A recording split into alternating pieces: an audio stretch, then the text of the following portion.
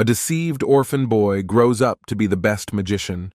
When the world was first created, God made people and witches. He gave witches magical powers to help and guide people who didn't have magical abilities. The witches gladly agreed and promised to help humans out of friendship. However, things have changed drastically since then. Humans now hate witches and want them to be sent away. As the witches are about to be put to death in public, one of them curses humans for betraying her and hopes that they will be punished. People will die before she's hung. In the meantime, in the Cavian region of the Rhea Empire, in the middle of a desert, a young boy named Adinas complains about being tired from traveling for a long time. He is an apprentice to an ice witch named Chloe, who is carefully studying a map to figure out the next route they should take. Adinas makes fun of her and asks why she can't use magic to find out where they are. As Chloe goes back to reading the map, she tells him that her magic isn't free. Adinas then pulls out his smartphone, which tells them exactly where they are. Chloe is furious and tells him not to use it because they'll be found.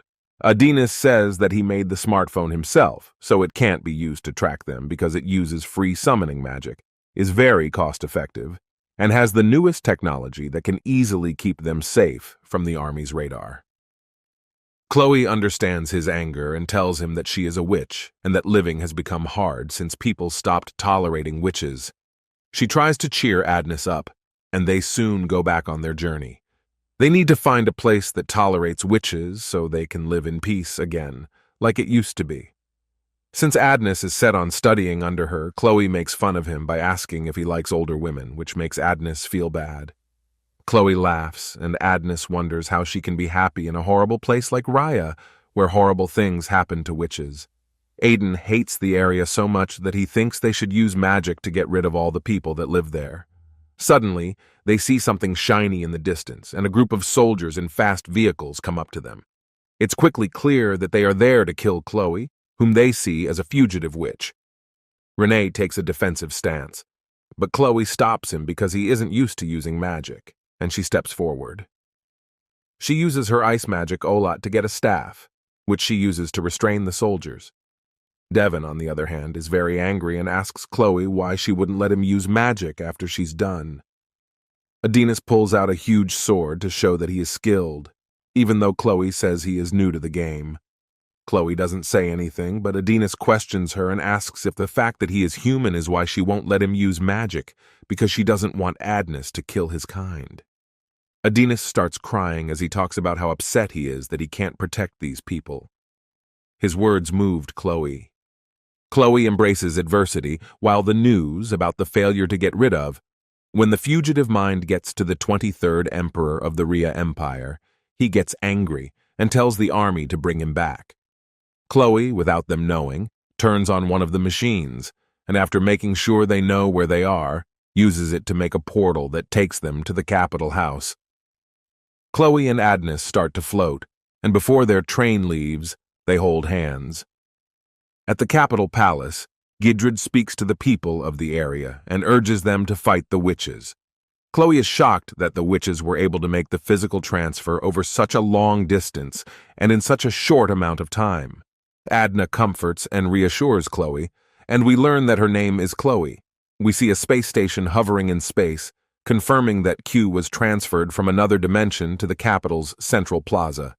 The Emperor addresses his subjects modestly, and then he tells them how witches and magicians. Then he changes his tone and says how unfair it is that he and his people have to worship these witches just because they have magic that no one knows how to use. Then he reveals his grand fleet of airships and hot air balloons protected the skies of the whole metropolis from any kind of attack. They also have huge automatic trains that run through the whole metropolis and the smartphone, which he sees as a tool of absolute power and wisdom. He is really happy with the change they have made by incorporating technology into their daily lives, which he called gear technology, and the fact that they no longer need to rely on witches for their safety. The Emperor stepped off the podium while his partner praised him for his well-spoken speech. Suddenly, a green flash hit the ground just below the podium where the Emperor was giving his speech. It was a large, circular area where we saw Renee and Chloe hunched over right. Just a few seconds later, the Emperor calls Chloe by name, clearly expecting her to show up. The Emperor looks thrilled. Chloe and Adina don't seem too happy to be with him. Adinas tells Chloe to run while he buys her some time. He pulls out a quill, but the Emperor's officers quickly grab him. He tries to escape, but can't. At this point, we learn that Adinas is her student, and that he is human, while Chloe is a witch. Chloe stands up and calls the Emperor the King of Humans, threatening to let go of her apprentice if she cares about the lives of his human audience. At this point, we see mana essence gathering around her, and a huge blue energy ball appears on top of her staff behind her. Chloe admits that she has been letting the humans live so far out of kindness, but she was about to destroy everything they love and care about as she geared up her attack. Chloe is shocked as the ruler talks to her and tells her how stupid she was to doubt the power of the technology and magic they have gained. The photon nullifier appears, and the crowd is very happy that Chloe's magic has been nullified. They laugh and make fun of her. The devil also tries to use his magic while he is being held down, but it was also nullified, so nothing happens. The Emperor walks up to Chloe, grabs her dress, and rips it to pieces. He then gives her a hard slap, which knocks her to the ground and tells her that a witch who can't use magic is just a woman. The crowd then uses this moment to take pictures of the famous witch while making rude comments about her. The Emperor's guards manage to free him, but they catch him again before he can reach her. The Emperor tells his guards to kill Adinas, and Chloe bows her head to him. She begs that her apprentice not be put through this shame, saying that he is innocent because he is human and that she forced him to be her slave. She kept pleading for his life to be spared while crying a lot. Adinas tried his magic again, vowing to kill all the humans present, but the Emperor didn't pay any attention and put a gun to Chloe's head. She pushed her head back and screamed. Chloe talks to him and says, "Thank you for everything." There's a flashback to when she found him on the streets as a small, hungry child. She approached him and offered to help him get up, which he gladly accepted. Suddenly, he wakes up to the sound of a man in a white suit shooting a woman in the head. The Emperor turns around to leave, and his soldiers start shooting Chloe with their guns. A large group of people are watching and filming this and are angry at them for stopping. He starts to think about all the times they were together and how happy he was. He cries out as he watches her fall to the ground. The crowd cheers for the man in white as he stands in front of them, feeling great. His guard walks toward Chloe and cuts off her head with an axe. The Emperor picks up her head and raises it to the crowd as they cheer. After 10 years, kids are chained up in a jail camp in the Rhea Empire. 2 girls fight over food, and a girl named Duca is one of them. Tries to calm them down by offering her loaf of bread, but one of the girls quickly takes it and tells her to stay away from the fight. At that moment, a girl named Anna comes up to her to see if she is okay and asks why she gave her food. Duca just avoids the question playfully, telling her that she is okay. They sit together, and Anna tells Duca about how generous she is. She begins to cry. Saddened by the fact that they were told if all witches were dead, the world would be a better place, but they still fight amongst themselves even after all the technology was invented. Duca cheers her up with some puppet show, telling her they'll be fine no matter what, and they both giggle sadly. Just then, some guards come and yell out a prisoner's number and ask him to get up, but no one responds in fear.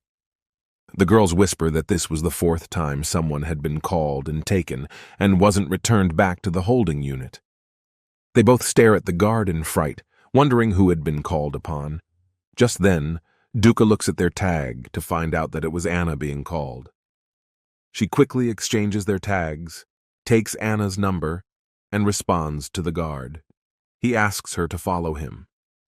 Meanwhile, Anna stares at them as they both walk away with tears gushing from her eyes in shock that Duca is sacrificing herself for her.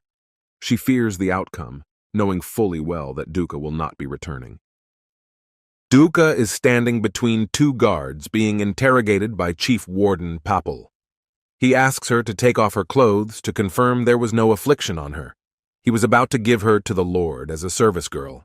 She's shocked at his request, but looks around to see the bodies of other girls and sadly accepts her fate. The warden keeps talking about how his job is paid for by people's taxes, so he has to do a good job. He grabs Duca and takes a picture of her with him while he's on his phone thinking about sending the picture to HR. Duca bites his finger and takes the phone from him. As Duca runs out of the room, Paige screams for the guard to go after her.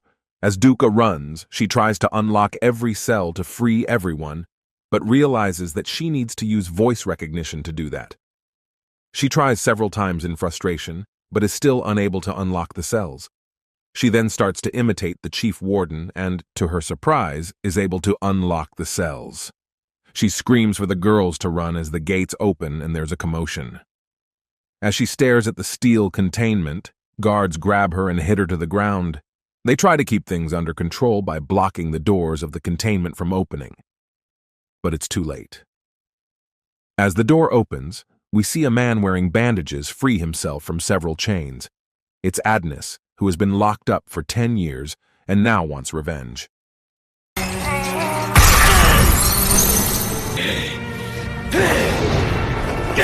This episode begins with Adonis breaking free from captivity. When soldiers attempt to capture him again, he kills them all and then heads toward the prisoner Doroka. She pleads with him not to kill her, but he shoots her to set her free without killing her. He then leaves her behind. The scene shifts to someone giving instructions to all the workers within the internal camp, informing them that all gates and corridors have been opened from Block 1 to Block 6. Many prisoners attempt to escape, and they are ordered to take immediate countermeasures. The respected director, Yamato, is seen in the National Security Office building, where he instructs a guard to go to the internal camp for the disabled in Circle 7 to inform them of the situation and advises him to arm himself with weapons stronger than Class 5. The guard replies that he will protect the Emperor's peace with his elite strength. Yamato insists on not underestimating the peace built by their Emperor, and then she angrily orders him to go quickly. The guard leaves, and we see him walking in the corridor. He removes his cloak, revealing himself as a covert agent from the capital security agency named Ikudo. He puts a mask over his eyes and begins navigating. The scene then shifts to the disabled detention camp, where Bulbul shouts that the tool storage is open and all the guards are dead. One of the guards apologizes and informs him that the girl who escaped imitated his voice to bypass the voice authentication system on his phone. Bulbul realizes that this is impossible because his phone is a local secure model. He understands that this is a serious problem and doesn't know what he'll say to the higher-ups. Even if the voice authentication system was breached, his level of authority should not allow the girl to access this room, which contained a long-lasting magic feather of extreme danger, SS level. The scene then transitions to Adonis using traditional summoning magic, releasing gunfire, and blowing up a building, deciding that it's time to kill every citizen. The scene then shifts to the detention camp, where the police officer on the phone informs them that they searched the place thoroughly but found no trace of the girl. She learns that the building has been shelled and decides to come immediately. She then kills Bulbul and those with him. We see Doroka walking and speaking to herself, expressing regret for her actions and her inability to stop Adonis. Then we see Adonis in a store where the news has been broadcast about a massive explosion, resembling a shell, hitting a building in the industrial district. While the extent of the damage is unclear, it might be a terrorist attack by neighboring countries. Adonis speaks to himself, imagining Chloe telling him that revenge won't bring her back to life. He managed to escape, so he should enjoy his life instead. People around him notice that he's talking to himself and find him suspicious. Adonis then informs us that 10 years have passed, but he hasn't forgotten Chloe's eyes, voice, and words. He suddenly summons a giant underground creature using Grandy-style summoning magic. It was summoned by Adonis and proceeds to destroy buildings while lifting Adonis in its hands. The scene shifts to the police station where they are informed about the appearance of the giant monster. The officer doesn't believe it and thinks it's a drug-induced hallucination. However, a car crashes into the building, and the angry driver tells the officer that the monster is enormous and like nothing he's ever seen. The officer doesn't believe him either and orders his arrest. But when he looks up behind the giant monster, which is destroying buildings and causing panic, he starts to fear. We then see Adonis vowing revenge against Emperor Githi, and the scene shifts to the National Security Office where they report the giant monster's presence, heading towards the national security area through Circle 5. Director Yamado, with his deputy Yuki and 2 guards, declares a state of emergency.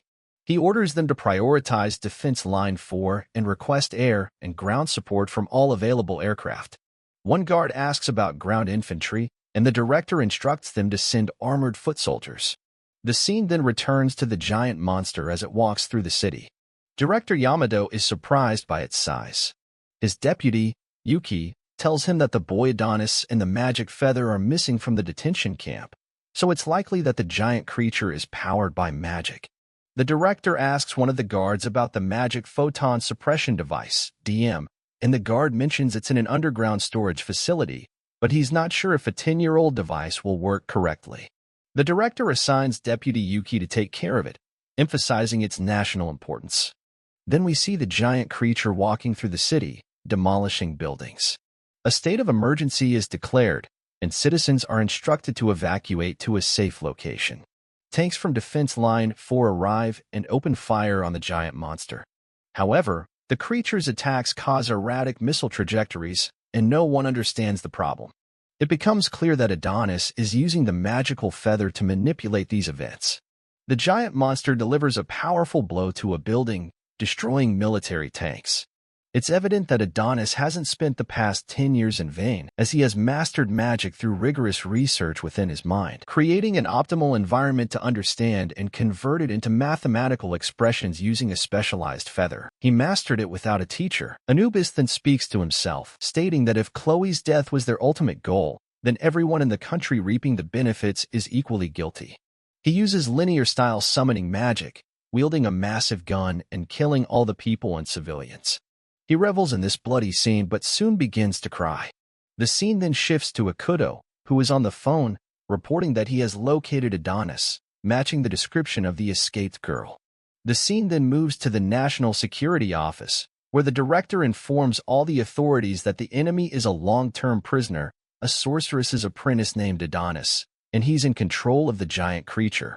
Warplanes are seen in the sky, heading towards the giant creature and launching missiles at it, causing Adonis to fall from the grasp of the giant.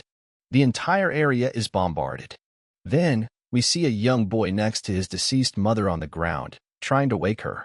Suddenly, a massive building is about to fall on the boy, but at that moment, Daroka arrives and saves the young boy. She expresses her regret for what's happening and asks her master to take care of the child and move away from the danger zone as it's a hazardous area. Daroka goes to confront Adonis, and we see Adonis lying on the ground, his body not in good condition.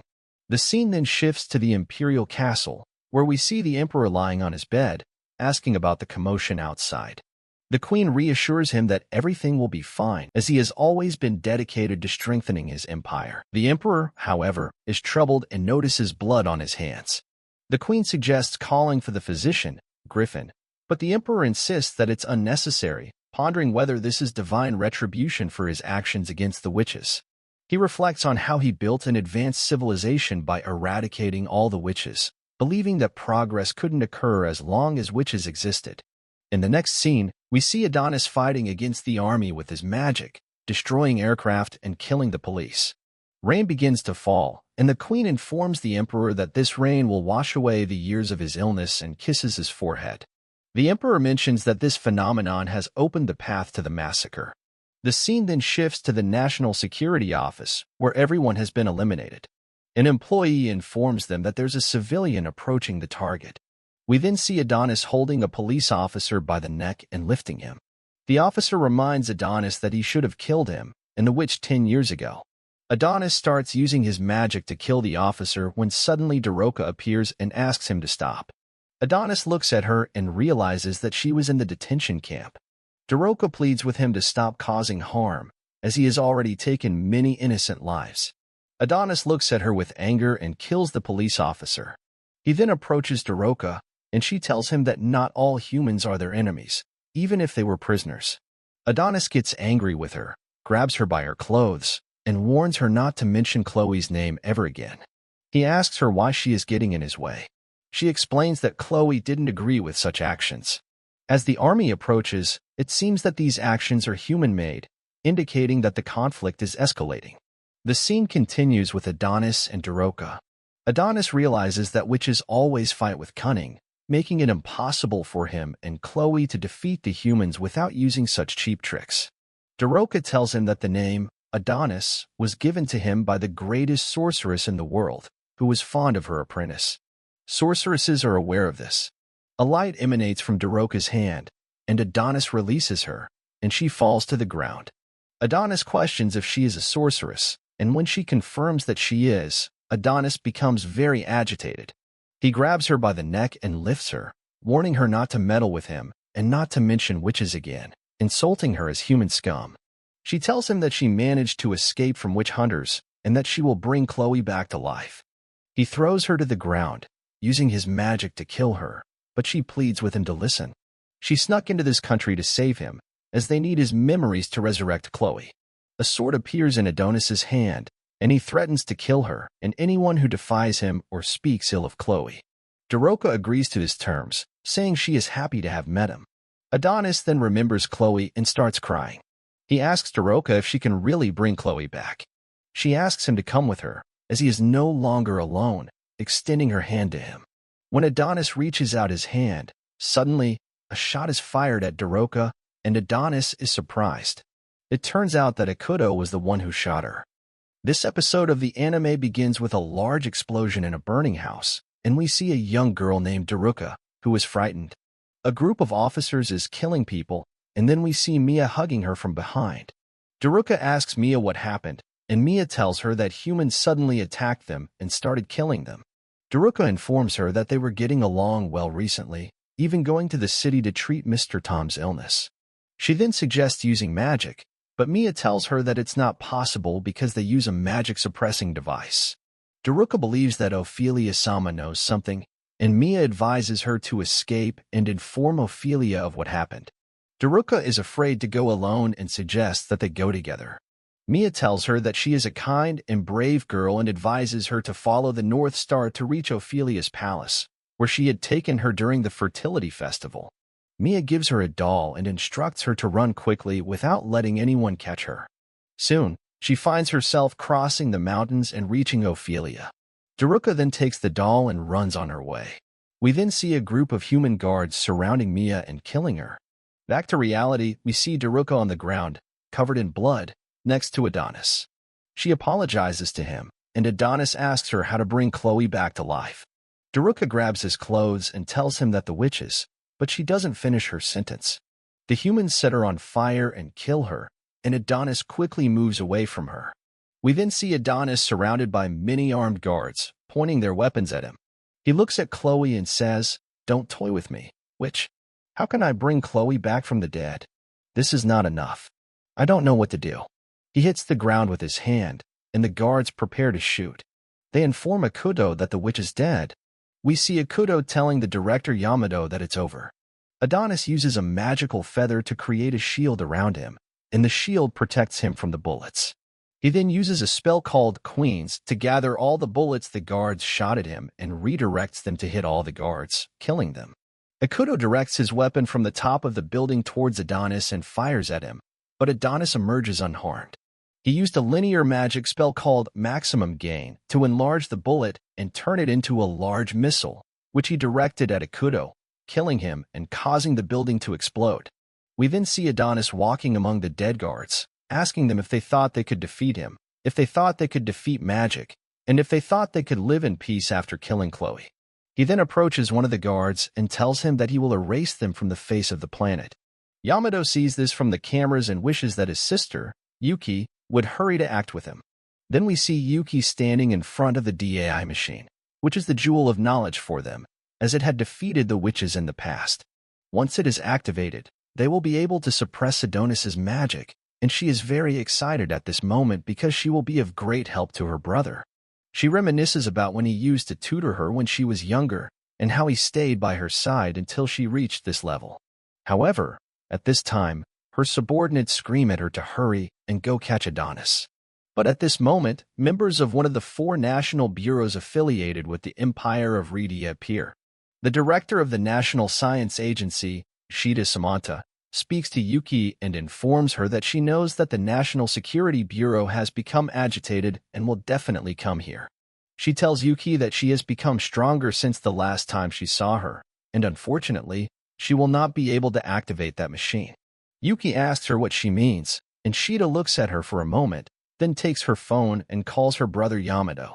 Yamato answers and asks why she hasn't activated the device yet, but Shida tells him that she should listen to her. Yamato realizes that he needs to speak to Director Shida, but he doesn't want to talk to her at this moment because it's not the right time. They are now in a race against time. Shida asks him not to be tense, as there is no need for that. She then tells him that he cannot activate the magic photon suppression device because science is a human creation that sheds light on the world. However, they have not fully understood some aspects, such as the emitted molecules through the magic photon suppression device. Yamato doesn't understand what she means, so she explains to him about the human cellular degeneration disease, which is the disease the soldiers who participated in the witch-hunting operation 10 years ago suffered from. But he doesn't see the connection to the current situation, so she informs him that they cannot be sure due to the numerous factors, but they believe that these molecules have had an impact on the human body. This device kills cells, and in the current situation, with the human body exposed to a massive amount of molecules, it will be completely destroyed. Yamato is taken aback by this information and tells her that this is new to him. Shida explains that they have hidden this information from anyone, but unfortunately, there are no more witches left to restore the natural environment. The air that was supposed to purify these harmful rays is now gone, and nature has lost its vitality. In the current situation, with the human body exposed to a huge amount of molecules, it will be completely destroyed. Yamato finds it hard to believe this, and Shida continues, saying that he surely knows what happened to those who fought for humanity and stood against this device. Yamato then tells her that their king has fallen seriously ill. Then we transition to Adonis, where all of Yamato's men are attempting to shoot him with rifles, but he uses his power to create an impenetrable barrier, deflecting the bullets towards the officers, effectively killing them all. We return to Yuki, and she is told by Shida that she must leave now. Yuki, however, doesn't hear Shida's words and thinks to herself that they can't be worried about diseases when they are threatened by magic. She remembers her brother's words when he said he'd leave this matter to her. It's of national importance. Shida then becomes frustrated and asks the units to withdraw quickly, running after Yuki and telling her not to use the device, as even a brief exposure to it leads to dire consequences. Yuki ignores her and activates the device, explaining that it's a matter of national importance. Suddenly, a voice shouts, and Andreas is surprised as his feather drops. Yuki's brother, however, asks her if she did something, and Shida yells at her to look ahead. She informs Yuki that this is an opponent they cannot defeat without suppressing magic. They have to face all these troubles with a boy like this. Yuki's brother reassures her that he will kill anyone who harms the Empire. Then, Yuki's brother instructs the units to advance and attack, and they go after Andreas. The girl approaches him and points her weapon at him, asking how he dares to harm their country. Her friend warns her to stay away because he will kill her, but she charges at Andreas. The thermal blade is activated, and she attacks, ultimately beheading him. Finally, the girl exits the scene with Andreas's head in hand, saying, "I did it." Everyone rejoices in what she has accomplished. Afterward, Yamato speaks, saying, "Well done, all of you. You have defeated the sorcerer's apprentice. But don't celebrate. Bring his body and assess the damage in every area of the city. Continue communicating with the rescue teams and help the victims." Then we move to Yuki's brother, looking at the girl on the screen, saying, "This is the one who killed him. She's young. I think she's a new recruit, part of the armored infantry soldiers." He instructs the soldier to go and check on the director and his sister. Then he reflects on the strength of their nation, thinking to himself, "You're right, Shida. We are a powerful nation." Then they continue to transport the wounded, and the ruler of this kingdom tells them, "We have survived the sorcery, those vile and mysterious arts that still persist in this world. The boy we forcibly took from the clutches of the witch 10 years ago has unleashed his anger upon the world. It is the worst possible outcome, a catastrophe for a long-imprisoned sorcerer's apprentice, Adonis. Despite being a human like us, he is the remnant of the ancient, dreadful world that the magic corrupted. Even after 10 years, we have failed to understand how he harnessed magic as a human. Looking back, all I can feel is anger for allowing him to live. But fear not, my people. This is Radia, the pinnacle of the world, where the power of science we have gained and our unwavering determination will not succumb to evil. Let us uphold our pride and let the sense of awe kindle in our hearts. Rejoice, for you were born in the empire of Radia, the ancient world, long gone by. Then, the scene transitions to a teacher in the classroom, addressing the students. He says, "Several of our students have passed away, and I know that things have not been easy.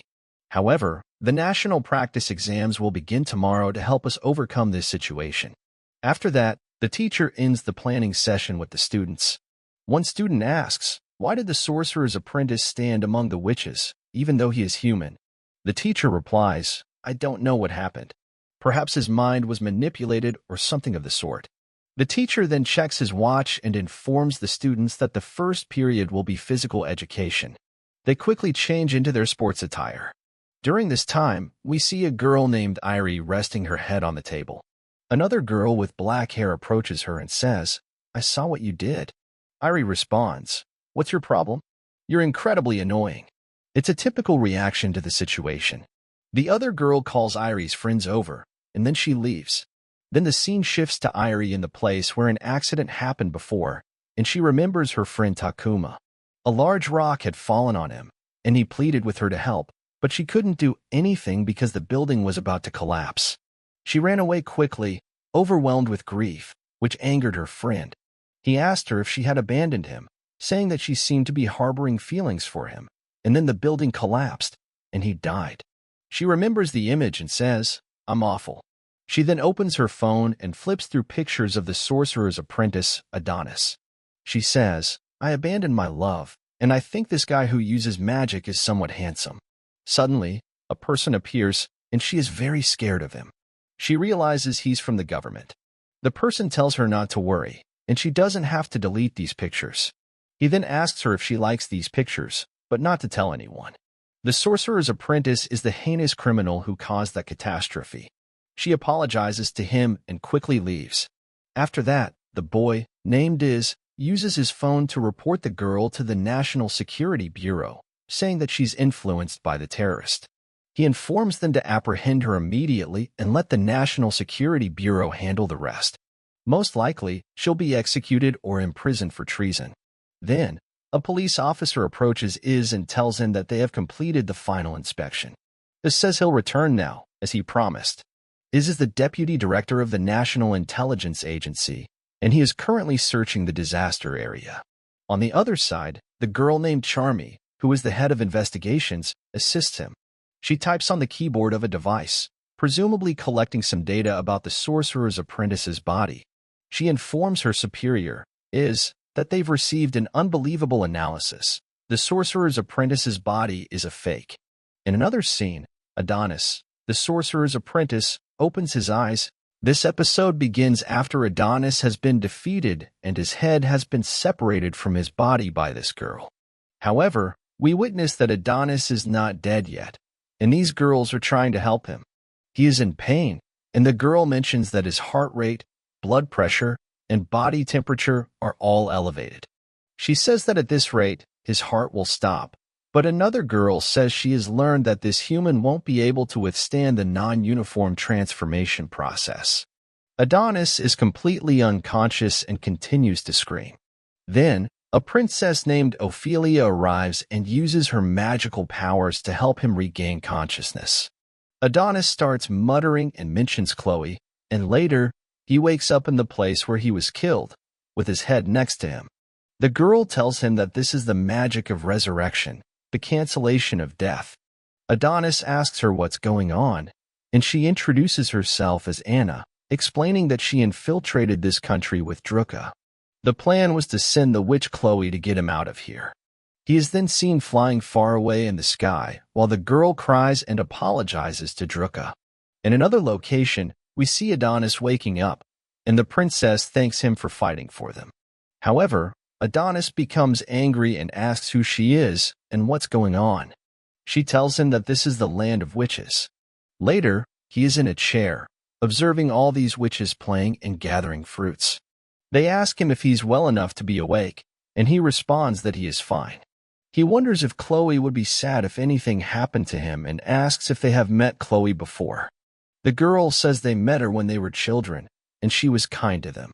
Then he goes to the princess, and she tells him that a human like him can't win over this isolated land, and the path he took to get here was much longer and more challenging than he can imagine. She mentions the toll on his body due to that journey. Adonis looks at his hand, and the girl says this is the harvest of the season. Adonis speaks to Ophelia and asks her what she did to him. She tells him that she simply invited him here, the student of the witch Chloe. Adonis then asks if she knew Chloe as well, to which Ophelia responds, "Ophelia, there is no witch in this land who doesn't know her. Chloe was the most powerful, intelligent, and joyful of all. Despite her ice magic, she was warm as the sun, but she was cast out of the land of witches. Do you mean to say you are the one who taught her magic, a human child?" Adonis is surprised by this and tells her that Chloe didn't tell him anything, but he discovered it on his own after spending a long time with her. The princess then continues to explain that for witches, magic is essential. It represents their essence and is everything to them. She mentions that Chloe became a student of a human child, but they didn't understand her intentions at the time. All she ever said to them was a single word, "Sorry," but that was her nature. She offers to give Adonis back his weapon, a feather. He takes it violently but can't walk as his body is completely exhausted. He asks her to hurry and return it to him. Ophelia speaks about the phoenix feather, infused with magic, adorned with wave-like patterns, and a red dragon's eye. She refers to it as a true treasure. Adonis says that he can't live without it and asks if she can bring Chloe back from the dead. The witches don't lie. Then he looks up to the sky and sees that the Earth's planet is above him, which astonishes him. He asks, "What is this?" The princess explains that this isolated land is far from human reach, a serene celestial place they arrived at 10 years ago, a new land of witches called Lunamelia. She continues to say that knowledge about the true nature of humans has been revealed, and perhaps the world was created spherical to prevent humans from seeing too far, out of fear for their future. She looks behind her and points to the graves of the witches who have passed away, numerous and solemn. She says that humans are often bound by expressions, and it's always darkest just before dawn. The opposite of love is indifference, but in reality, the sky shines as dawn approaches. The opposite of love is hatred, of course, and the witches will corrupt humanity, which is the expression believed by humans. After that, they find themselves in front of a large tree, and the princess tells Adonis that this is a meadow tree that produces witches. She asks him, as a witch's apprentice, "Have you ever seen one before?" He replies, "No, this is the first time I've seen one in person." Chloe wasn't fond of discussing her origins, so the princess explains to him that witches are a gender-binary species unlike humans. They don't have mates but derive their life from these trees, which bear fruits containing great power. She tells Adonis that this is the last surviving meadow tree brought here from the surface of the planet. Humans have burned down all the other meadow trees, and this tree is the only one capable of giving birth to and renewing witches. Adonis is astonished by this revelation and says, "Renew? Then, can this tree renew Chloe?" But the princess clarifies that Chloe is still just a witch waiting for her birth. She needs his power to become Chloe. Adonis doesn't fully understand what she's saying, so she explains that magic is about giving form to ideas in the material world. The linear summoning magic he uses is versatile and can give form to any idea or concept, making it multipurpose. She gives the example of memory being the essence of life. If he can seal his memory into the fruit, it will serve as the key to resurrect Chloe. She asks him to inform her when he's ready to start the ritual. Adonis sits in the forest, looking at Chloe. He can't believe that his magic will bring Chloe back to life. At this moment, the witch who cast the cloning spell appears in front of him, asking what he wants. She strikes her foot on the ground and tells him that Daroka died for him, but he doesn't care. This isn't his problem. She had planned all of this and won't come to him now to vent her anger. She keeps screaming at him, saying that humans are extremely selfish. She's confident that he thinks he's lucky because he can save his beloved teacher. They risk their lives for a selfish person like him. Adonis still doesn't care about her anger, but when he hears her last sentence, he stops and tells her that she did all of this and saved him so that they could use him to heal Chloe. The witch told Adonis that she doesn't understand his words, but he asks her not to pretend ignorance. He then recalls Daroka's words before her death, where she had asked him to listen carefully. She informs him that the witches plan to use Chloe, and he should escape with Chloe from the witch's domain. Then, the witch reveals more about their state. This place is like a cage where they imprison humans. They kidnap human slaves and children to perform the non-homogeneous transformation process on them and teach them linear summoning magic, making them fight for the witches. The witches are on the brink of extinction, and they need a new source for soldiers to win. She also mentions that Chloe is the only one who can create feathers, which is why they want to heal her. Adonis explains that magic is the essence of witches, and they are very cunning. He will comply with her wishes and nothing more. He leaves the witch and heads off. She keeps looking at him and asks him to wait. She tells him that she won't let Daroka's death be in vain, and she saved him for a reason. Adonis replies that he will send Chloe, but nothing will change. He will simply follow her will, and that's it. However, if Chloe refuses, then the witches will become his enemies as well. That's all there is to it. Anna, the witch, is shocked by his words and his knowledge about them. Meanwhile, we switch to the witch princess, Ophelia, who informs the other witches that they will begin the ritual to restore the witch Chloe. They perform various rituals and incantations that are all interconnected. The princess tells Adonis that they brought him here through their will, but now his will is going to bring Chloe back to life. Adonis understands and proceeds with the linear summoning magic, using his feather and adding the memories of longing he shared with his teacher, the witch Chloe. Suddenly, lights emanate from the witches, and they enter the place from which Chloe will be reborn. In another scene, Adonis remembers Chloe when they were sitting on a rooftop, and she pointed to the witch's astronomical tower, explaining some things about the witch's tower. However, he's tired of hearing the same information repeatedly. She then points to it in the sky again and tells him that it's the witch's tower, the dragon of the sea constellation. Adonis points to the sky and tells Chloe that it's the last phoenix, and that's Claris, the giant of knowledge. Chloe is amazed by this revelation and is overjoyed because Adonis has absorbed all this knowledge so quickly. She remembers all the memories they shared, mostly filled with happiness, and sometimes with their arguments. Returning to reality, Adonis says, "I wish I could change the time we spent together. Now it feels like a dream." He remembers the times when he was at home and would call Chloe, who always left her clothes scattered around. He tells her he was worried about her because it took her a long time to bathe. Chloe bursts into tears, thanking him profusely for caring about her and telling him that he has to stay with her. She can't live in this world alone.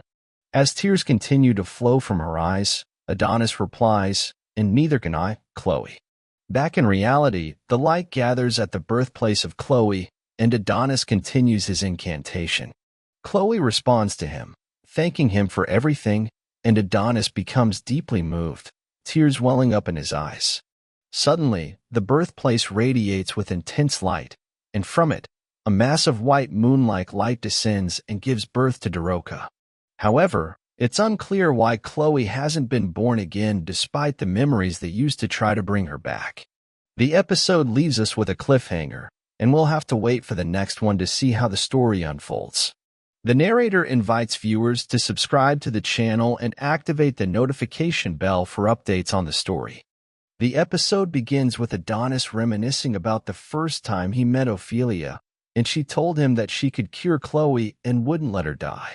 From her perspective, witches never lie because the world reveals the true nature of humans, and humans don't know what the future holds, so they have nothing to fear.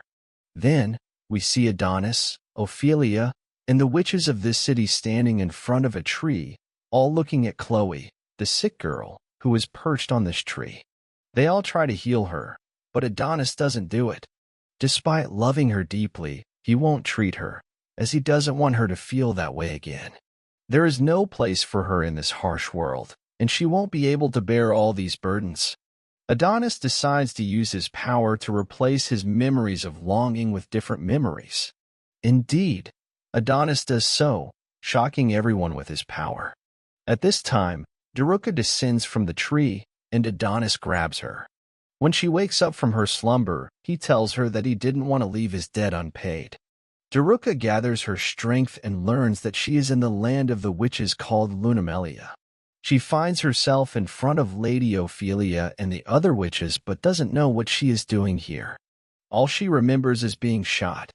Adonis then calms her and brings her clothes to wear. Adonis then tells her that she saved him in Rydia, and now they are even. She asks about Chloe, and Adonis doesn't respond. He wants her to die and never appear again. Ophelia speaks to him, saying that what he is doing is impossible. They did everything they could to help him, risking their lives to save him. They treated all his wounds and ensured his safety. They tried to heal Chloe so that she could live again, but he's wasting all their efforts. How can he do such things? He has become a mere human who never truly loved his teacher. All the witches mock him because he betrayed them in the end, abandoning Chloe and choosing to treat Daruka instead. Ophelia spoke with Daruka, expressing her suspicion that she implanted an idea in Adonis' head, which led him to abandon Chloe. Daruka couldn't respond, but Adonis ordered everyone to keep their mouths shut, dismissing them as mere witches with no value. He then declared that he would never treat Chloe, and this was his final decision. He wouldn't change his mind, which led Ophelia to mock him for boasting in front of those who had helped him, and then doing such despicable things with them. In their eyes, he had become a mere human. During this conversation, suddenly, strange creatures appeared, and Daruka didn't know what Adonis had done. Adonis apologized to her, telling her that it would be a long night. He handed her a shard and revealed his plan to hunt humans himself, not wanting anyone to interfere. The shard exploded, causing fear among everyone. Then, to the astonishment of all, Adonis set fire to the tree on which Chloe was perched, leaving everyone shocked as their lifeline burned. At that moment, Yamato, the director of the National Security Office, appeared, unaware that one of the witches was still here. He brought many of his men, mocking the witches as the last remnants of an evil lineage. All of them were like rats in a cage. Adonis informed Yamato that he was the one who called them here to this graveyard to fight them. One of the witches spoke to Ophelia, assuring her not to worry as the fires on their tree would subside. Using her water magic, she directed it toward the tree, but she couldn't complete the spell as one of Yamato's men struck her on the head, splitting her in half. Ophelia was shocked by what was happening, not knowing what to do to save her city. She then called upon Santa Maria for help. Santa used her magic on all the witches, and they changed into appropriate battle attire. They decided to defeat Yamato and his men, preparing for the bloody battle. The fight began with Adonis, who used summoning magic in a linear fashion, causing Yamato to rush at him with his sword, injuring Adonis in the face. Adonis took Yamato's weapon and struck him with it, causing Yamato to fall to the ground. Adonis continued to strike the man with the gun repeatedly, causing him significant pain as the damage escalated. Adonis told him to get up since he came to kill him. Daruka intervened and held the man back to stop Adonis from hitting him further.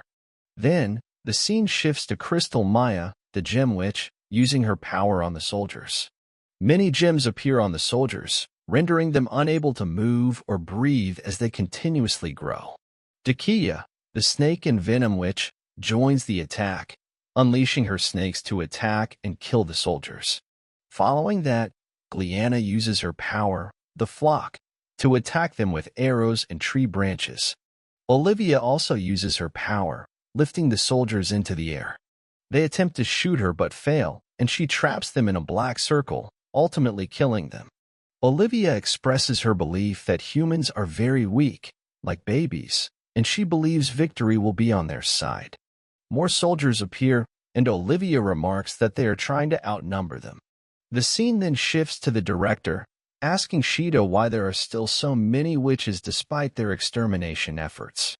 Shida explains that this particular model was cast into the depths of space after being used during the witch extermination war. However, witches seem to have captured them, and the director questions if they used their knowledge to escape. Shida apologizes for not having discovered this earlier. The director questions her again, pointing out that the moon base they built was hidden from their astronomical radar by magical camouflage. He confronts her, asking why she allowed this to happen. He warns that this failure will cost more than just her life. Shirazaki then speaks, suggesting that they should think about how to end this situation, as people are interested in hunting witches. Afterward, the scene shifts to a girl in a box, and Yamato remarks that Yuki was in his class when she joined the National Security Office. Yuki did the same thing when she became the director and became the youngest deputy director in history. She is quite amazing. Yamato asks Shida why she said that everything would be fine. He reminds her that Yuki was only 14 years old at the time. The scene then shifts to the head of the soldiers, and he tells Adonis that everything happening is his fault, and he will pay a high price for it. He boosts his power to 500%, and Adonis attempts to shoot him, but the man is too fast after increasing his speed. He delivers a powerful blow to Adonis's face, causing him to fall to the ground. Daruka rushes to check on him, and the furious head of the soldiers, Yamato, is surprised to find Adonis standing with the witches even though he is a human. In his anger and fury, Yamato grabs his sword. Yamato then recalls memories of Yuki, his beloved, and the happy moments they shared together. He becomes deeply saddened by these memories and sheds tears. He expresses his desire to find a peaceful place to live with Yuki once the war is over. However, in his rage and enhanced power, he wants to take revenge on all the witches. He uses Ayagari, the witch slayer, to attack and intends to kill all the witches with this blow. Adonis manages to evade this attack, causing just a minor injury to his face. Daruka's friend, the witch Anna, uses her resurrection magic at the right moment to bring her back to life, and Daruka thanks her deeply for being her friend. However, Anna dies shortly after. Daruka is deeply saddened and screams in grief. Meanwhile, the National Security Office contacts the headquarters, reporting that they have lost the video feed, and they cannot assess the situation. They request an immediate update.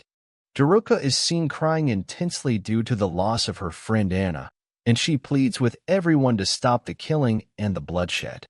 The scene then shifts to Adonis and the commander, Yamato, who tells Adonis that he will kill him and make him pay a high price for everything he has done. He informs the National Security Office that they have successfully eliminated all the witches and that only the boy remains, whom he will eliminate in an instant. Adonis then removes his cloak, using his magic to attack. Yamato tries to strike him with his sword, but Adonis swiftly avoids the attack. Adonis then uses a powerful spell and strikes Yamato. Yamato attempts to deflect it with his sword, but this blow shatters his sword and causes a severe injury. Adonis tries to strike him again, but Yamato successfully blocks it and increases his power significantly. He quickly renews his sword, and Adonis realizes that it was a trick to catch him off guard. Yamato is determined to eliminate him. Then Yamato strikes him with a very powerful blow with his sword, but Adonis tries to block it with both of his hands, and suddenly we notice the presence of some witches who haven't completely died but have been severely wounded. They say, "We are now defeated." Queen of the Witches, in her final breath, tells them not to give up, and that the tree of Mido has been completely burned and will never give birth to witches again. One of the witches, in an emotional outburst, says, "We won't surrender. We can't bear to lose more of us. Let's support Adonis and defeat the National Security Bureau." Suddenly, one of the soldiers kills her, and many soldiers join him in killing many of the witches. We switch to the fight between Yamato and Adonis once again, and Yamato uses his thermal electric outputs to their maximum extent, creating a massive bloody storm. Adonis tries to penetrate it, but in vain, until suddenly, a sword emerges from Yamato and pierces his body. However, He is not dead yet, but he is severely wounded. Yamato scoffs at him, saying, "Is this all the witches can do?" But suddenly, Adonis activates a very powerful spell, and a sword appears in the sky, cutting off Yamato's arm, causing massive damage to his body. Adonis says, "You and I want revenge," and we share the same look in our eyes. The scene then shifts to the jinn who want to kill these two witches. One of the witches begs them not to kill her, and a soldier tells her that he doesn't even feel pleasure in this anymore. We return to this intense battle between Adonis and Yamato, where Yamato vows to kill him and the rest of the witches who were killed from the other side. We then switch to the headquarters of the National Science Agency, where they inquire about what happened to those who led the attack because there is no video footage that shows what happened there. All the cameras are currently disabled. Has he eliminated them? And are they from the National Security Bureau? The director, Yamato, suddenly captures their attention and displays the video on the screen in real time. He informs them that they have won and to immediately inform His Majesty the ruler. All the witches on the surface of the moon have perished, and everyone rejoices at this news. But has all the witches really died? And has our hero Adonis died? This is what we will find out in the next episode, so stay tuned.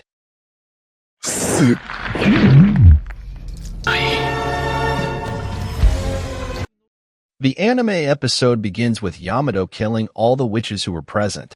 He faces Adonis in a fierce battle, both using their true powers to try to defeat each other. Adonis attempts to attack Yamato, but Yamato manages to defend against his strikes. Adonis informs him that what he's doing is just primitive tricks, to which Yamato responds that it's similar to his magic. The scene then shifts to the complete burning of the Mido tree, ensuring that no more witches will be born. We return to the confrontation between Yamato and Adonis. Yamato uses his maximum electrothermal outputs, creating a powerful explosion in the area. Adonis tries to attack him again, but the overwhelming power of the electricity hinders his efforts. Suddenly, a massive sword materializes out of nothing, which Yamato uses to strike Adonis in the chest, sending him flying. Though wounded, Adonis is still alive and gasping for breath. He tells Yamato not to fool around in vain. A gigantic sword descends from the sky, aiming to sever Yamato's arm. Adonis gazes at him with a mocking look, stating that both of them share the same vengeance in their eyes. Yamato attempts to strike Adonis with the enormous sword, but then suddenly, Daroka cries out for them to stop the fight. Yamato finds himself unable to move. Adonis reveals that he is aware of Yamato's powerful enchantments, and Daroka paralyzed all the soldiers, rendering them motionless. Daroka, who knows Yamato is their leader but doesn't know his name, informs him of her knowledge. Yamato then reveals his name, Yamato. Daroka's powerful enchantments make all the soldiers immobile, and she continues to converse with Yamato. She expresses her awareness of his leadership but seems puzzled by his response, which results in Yamato involuntarily moving his mouth. He realizes the dangerous nature of her enchantments. Then we see a group of witches discussing Daroka's actions with confidence that she can do something with her magic for their sake. The scene returns to Daroka as Yamato struggles to turn towards her and pleads for her to immediately cancel her enchantment.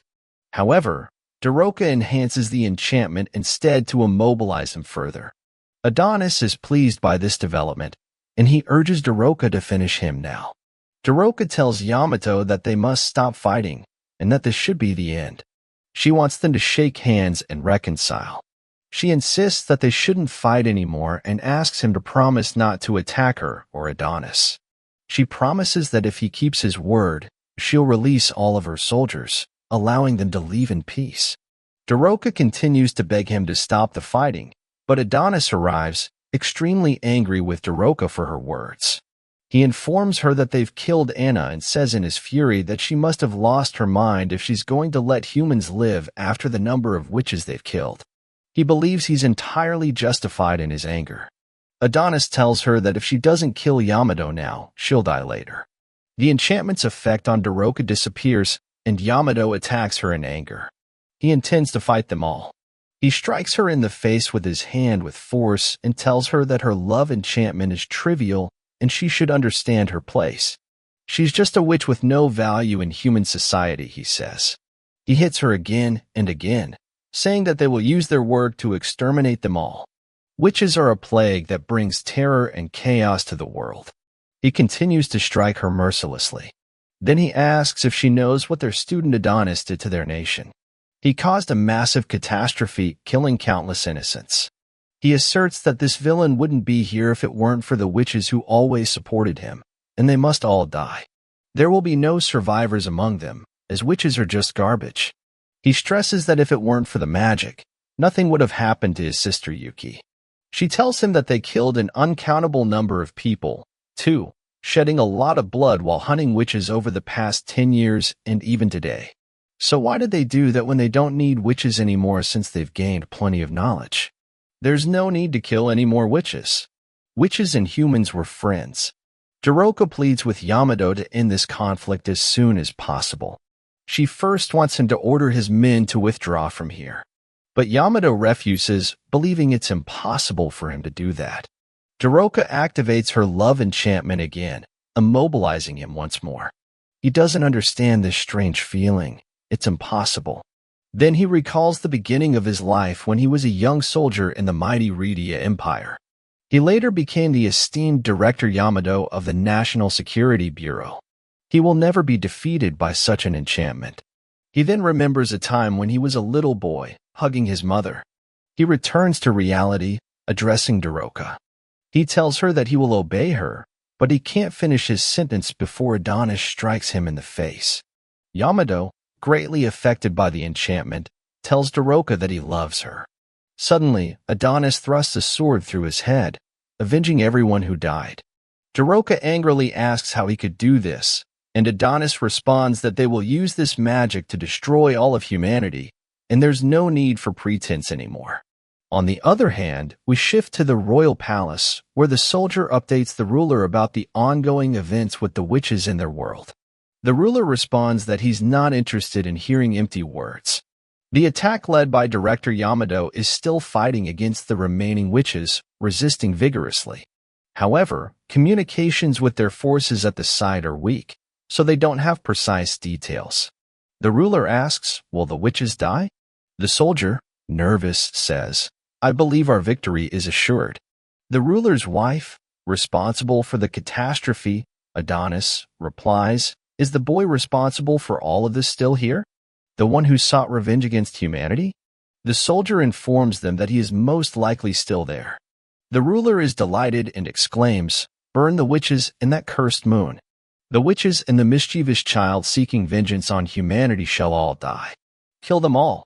They burst into hysterical laughter, and the ruler is very pleased, saying, today is a beautiful day. He then embraces his wife, asking her to praise him, and he tells her that he has finally killed all those cursed witches. The attendees applaud him. The soldier thinks to himself that he had heard that his mental state was deteriorating, but he believes he has now lost his sanity suddenly. The ruler's wife then reveals that he sometimes transforms into a giant baby, which is not surprising after bearing that burden for a long time. Suddenly, she activates a love spell and tells him, you've done a perfect job in hunting down those witches. You can die now.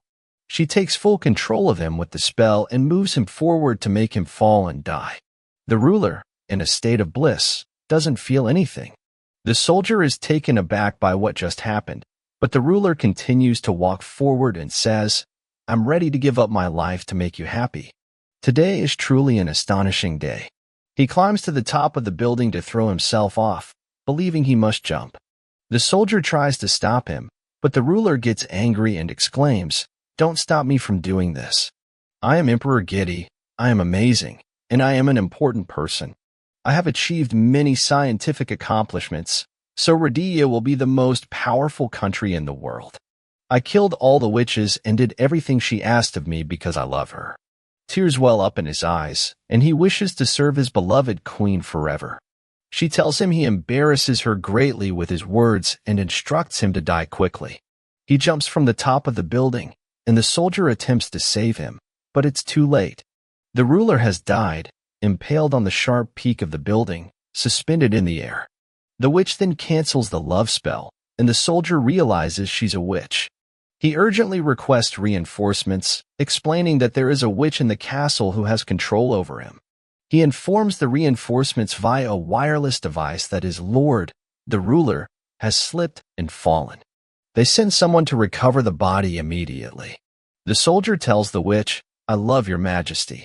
Then, after that, she calls out to Osage and informs him that he is right beside her, fully supportive of what she has done, including killing the emperor. There is no problem with that. She then tells Dorura that her magic only works on men and is not effective on women of her kind, who are very dangerous, so they must be eliminated entirely. At this point, the man agrees with her, saying that this is what she deserves, and then the whole world will be hers. Dorura, however, tells him that she doesn't want this world. She turns to the other side, removes the mask from her face, revealing her very long hair, and tells him to call her by her first name, which is Dorotea-sama. She flies into the air and takes his hand, explaining that she has abandoned the concepts of pretense and hypocrisy long ago. Returning to the grim reality of the battlefield, it is indeed a sea of blood where most witches are drowning. At this time, Adonis takes her hand and informs her that he will use magic to destroy humanity. He asks for her assistance, but she strongly refuses. At that moment, he looks back to the other side and uses a deadly feather, running towards the soldiers. He casts a powerful spell and tells them that they will remain as they were when he was a child, and he surrounds them all. Dorok advises him not to do this, but he proceeds to kill them one by one in quick succession until they are all dead. She tells him that she doesn't want to use magic on him, but if he doesn't stop fighting, she will have to use the spell on him. At this moment, he confronts her, putting his head against hers, and says that she should indeed use the spell if she wishes. He then charges towards the soldiers once more, determined to seek revenge. However, Dorok informs him that his revenge will not be fruitful. She asks him to be silent and not use outdated expressions.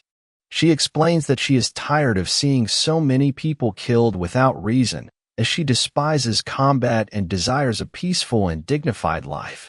Then Adonis grabs the head of Commander Yamato and tears it apart. After that, he uses the summoning magic called Bara Voice in a ritualistic manner. At this time, we shift to the International Agency, and everyone is waiting for us to see what Commander Yamato has done, expecting him to appear on the screen and deliver some uplifting news. They are all working to bring the video back, but currently, all the cameras are disabled, so they don't know what is happening to them. Suddenly, the electrical power is completely cut off from the main headquarters. At that moment, the director informs them that he is receiving a signal from somewhere, and he will grant permission to access the broadcast line. He will display the video on the screen, and then Commander Yamato appears, making everyone rejoice that he is still safe and begins speaking to them. However, in reality, it is Desire who orchestrated this by cloning the voice from Commander Yamato's throat. He informs them that he now has a message for his comrades and that the enemies have been defeated. All the witches on the surface of the moon have been eliminated, and it was a very intense battle. Their bodies turned into pieces, and they were immersed in their own blood. Many promising soldiers were lost, but this is the cost of war. We managed to destroy all the witches. Not a single one survived except for me.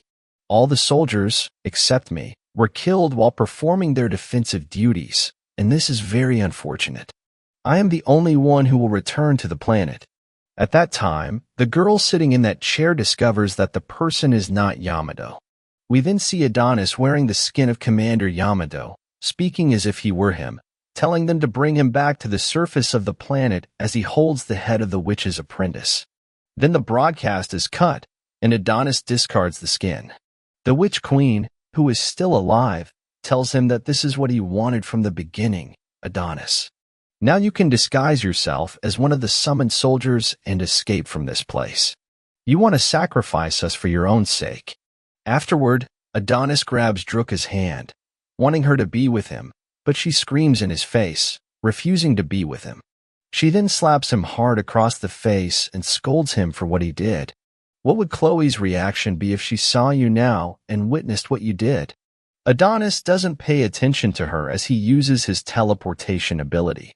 The Witch Queen bids him farewell and curses him with strong words, calling him a criminal and a hypocrite, and wishing death upon him. The scene now shifts to the International Agency on Earth, and everyone in the place is making every effort to bring back Director Yamato, as they believe he is still alive. They are unaware that he claimed to be dead and separated his head from his body. However, the girl sitting in her mobile chair informs them that the boy is the witch's apprentice disguised as Yamato. At this moment, Adonis arrives at the location, and the soldiers are armed with very powerful automatic weapons, as they have learned that their commander Yamato has been killed. So what will Adonis do with these armed individuals? That's something we will find out in the next episode. Stay tuned. The episode begins when the return was prepared for Director Yamato, and the time gate was opened. The girl with green eyes, the president, discovers that the returning person is the witch's disciple disguised as Yamato, meaning that Yamato has been killed. At that time, all the soldiers were on high alert, aiming their weapons at the gate, firing everywhere. However, a surprise occurred. Extra orders were issued to the transfer system, changing the coordinates. Now, they couldn't track him at that time. The president fell to the ground, her eyes filled with sorrow, her face stained with blood from the intensity of her grief because Adonis escaped from her. The scene shifts now to Adonis, the witch's disciple, and it seems they have returned to the surface of the planet. He informs her that they will start their invasion of Rhedia. However, we go back half an hour and see what Adonis did to change the coordinates. Adonis starts using Yamato's phone, but at that moment, his friend shouts at him, telling him to wait as there are still witches alive. Adonis, using the phone, wants to change the transfer coordinates. The coordinates are the surface of planet 37 East. Back to reality, Adonis tells her that they will attack cities and villages on their way to Libya in the northern hemisphere. They will gather all the information and resources needed to take off there. However, the girl tells him that she is very sad and wants to return to them again. He says it's impossible for a witch to survive on the moon, but she insists and cries, asking him to take her back to the moon because he's a foolish boy. Talking about himself a lot, all he cares about is revenge. He tells her that he knows a lot about her, and she wanted to reconcile between humans and witches, unlike other witches. She wanted to understand human nature, and specifically the nature of the person chosen by Chloe to be her disciple. She wanted to meet Adonis, and despite him not being human, she wished for it. However, things didn't go as expected. She wished for reconciliation between humans and witches, but it ended up in the death of all witches. He talks about Chloe and how her life, in his opinion, is better than the lives of all humans because the world that took her away from him deserves to be destroyed by a nuclear bomb. Then he scolds her, asking if she's satisfied with what happened.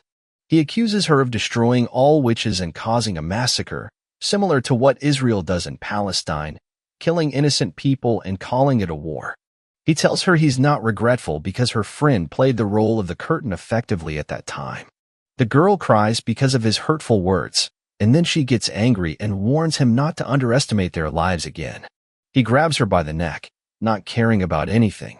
He tells her she doesn't understand anything. Revenge is proof of his existence now and clear evidence that Chloe lived with him until the end. As he feels that all traces of Chloe's existence will disappear if he stops seeking revenge, while she only cries at that time.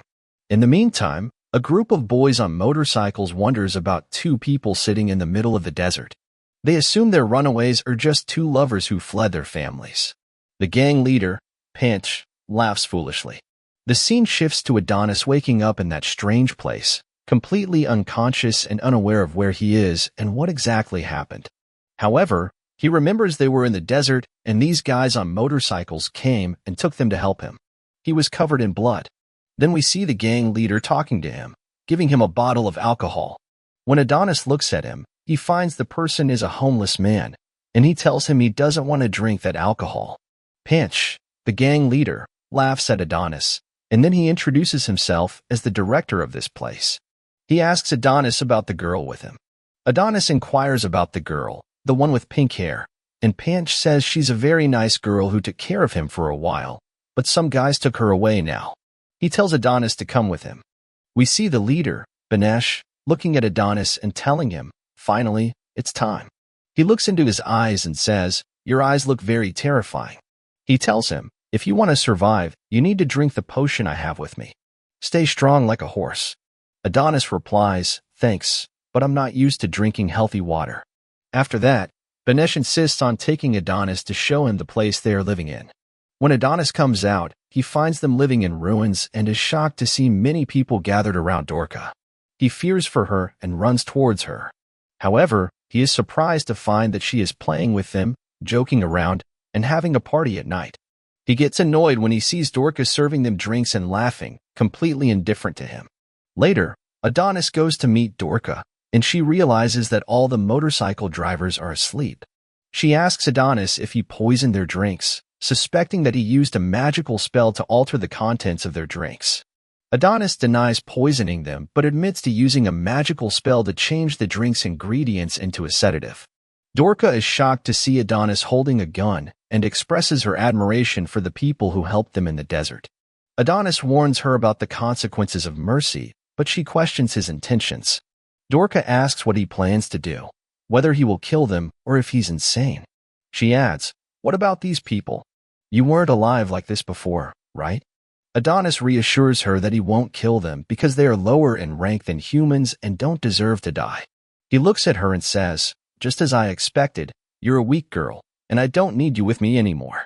She calls after him, asking why he's leaving her.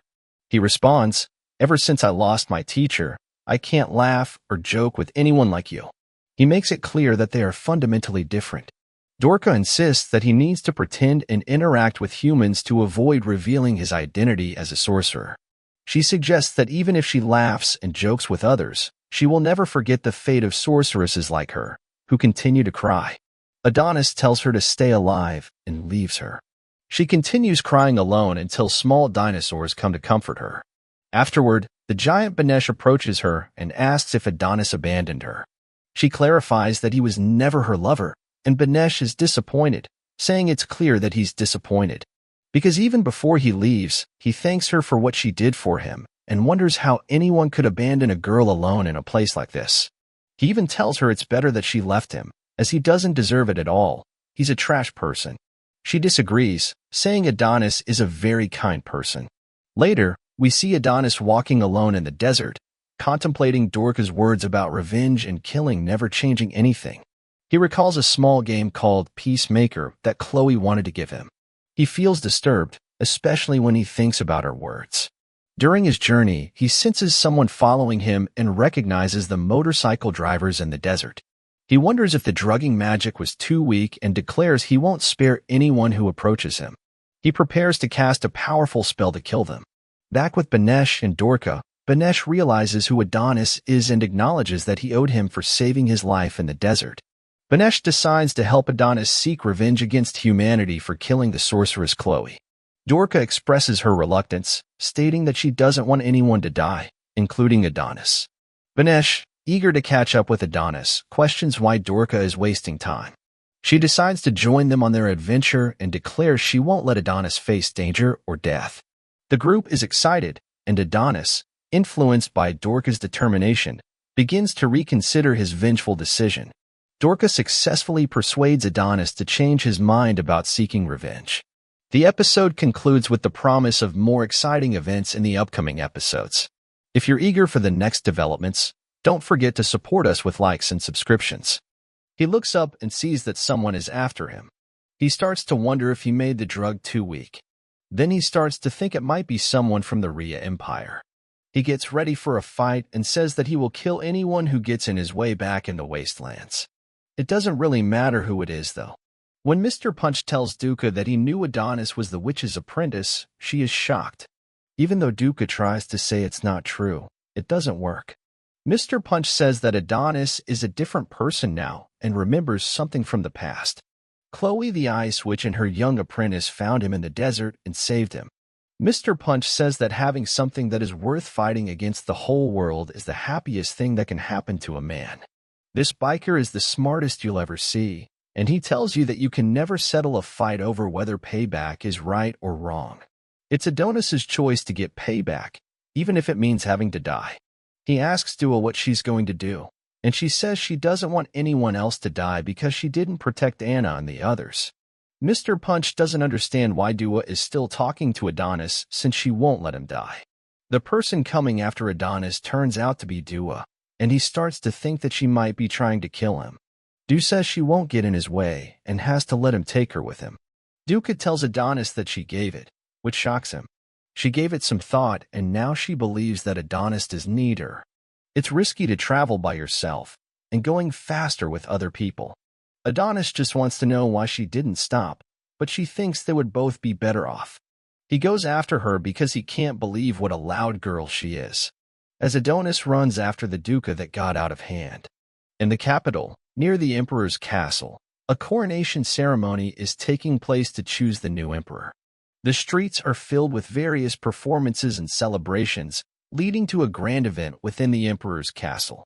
Inside the castle, a girl named is monitoring the situation at the ceremony to ensure everything is in order and no unusual events are occurring in the capital. She finds that everything is calm, and she has everything under control. Inside the emperor's palace, there is a ceremony honoring the former emperor. Everyone wants to commemorate his memory, as he brought prosperity and stability to the beautiful kingdom. Now, their nation is ready to welcome the new emperor. The Empress Duracina is introduced, and everyone knows she is a sorceress and was the wife of the former emperor before his death. The citizens are captivated by her beauty, and on social media, they praise her as the perfect empress due to her beauty. They believe she is the most suitable person for the throne. As Duracina welcomes everyone at the celebration, an unknown person with a phone in hand observes the news and learns that Duracina will become the new empress. Realizing that she is a sorceress, he understands that the end of the world is approaching. He reflects on the decision made long ago to kill the witches living among humans, including Duracina. He finds the current situation absurd and beyond anyone's expectations. Following this, scenes shift to a group of humans who have been executed by order of the sorceress Duracina. The narrative returns to Duracina at her presentation ceremony, where she begins to use her love magic to make everyone fall in love with her, aiming to gain control over them. Meanwhile, in the southern hemisphere, in the same location where Adonis and the White Rabbit are, the intelligence chief watches the sorceress Duracina's coronation on his phone. He acknowledges her intelligence, never imagining that his childhood friend would rise to power so effortlessly, becoming a famous star with control over the entire kingdom. Then we understand that this chief is very impressed with the sorceress Duracina. At this time, he recalls his mission in the southern hemisphere and realizes that he must finish it. He thinks about Adonis and how he managed to disable the tracking device he planted with him to easily locate him. Many magical hands appear around him, flying in the air, and he asks them to search for Adonis to find out his location. We then move to another scene where Adonis is riding his motorcycle with Daruka. Daruka asks him about his current plans, and he tells her that he wants to clarify something to her. He will never back down from his decision for revenge. Daruka understands that he wants revenge on everyone, but there are wicked and good humans, like the man named Panch who saved them. Adonis tells her to do as she pleases and go with him as she wishes, but he will never allow her to stand in his way. When Daruka feels that he is determined on this decision, she decides also to remain silent and not speak to him about this matter. Adonis asks Daruka about her specific magic responsible for the magic of love, whether it's true that with this magic, she can make anyone fall in love with her and manipulate them as she pleases. She confirms that this is indeed her magical ability.